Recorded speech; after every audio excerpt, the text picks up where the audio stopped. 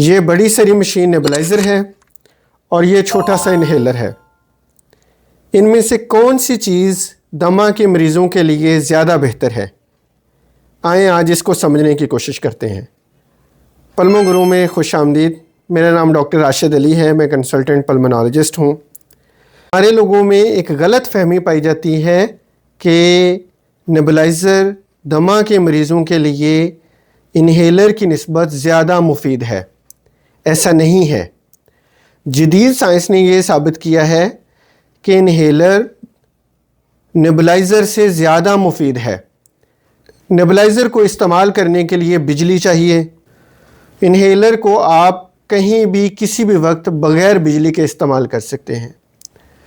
نیبولائزر کو آپ اٹھا کے کسی دوسری جگہ پہ نہیں لے جا سکتے، جبکہ انہیلر کو آپ اپنے ساتھ کہیں بھی لے کے جا سکتے ہیں۔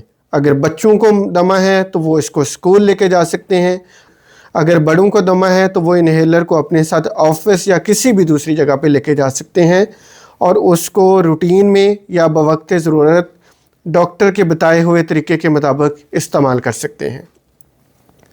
نیبولائزر کے استعمال کے ساتھ دوائی کی زیادہ مقدار پھیپھڑوں کے اندر جاتی ہے اور وہ پھیپھڑوں کے علاوہ جسم کے باقی حصوں پہ بھی اثر انداز ہوتی ہے، جس کی وجہ سے اس کے سائیڈ ایفیکٹ جیسے دل کی دھڑکن کا بڑھنا ایک عام سی بات ہے، جبکہ انہیلر کے ساتھ دوائی کی ایک بڑی معمولی سی مقدار پھیپھڑوں کے اندر جاتی ہے اور اس کی وجہ سے عام طور پر دل کی دھڑکن کا بڑھنا یا دوسرے سائیڈ ایفیکٹ نیبولائزر کی نسبت بہت کم ہے۔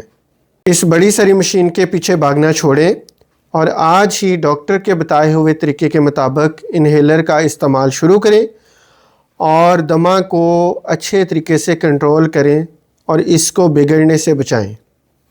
اس طرح کی مزید معلومات کے لیے پلمو گرو کو سبسکرائب کریں۔ شکریہ۔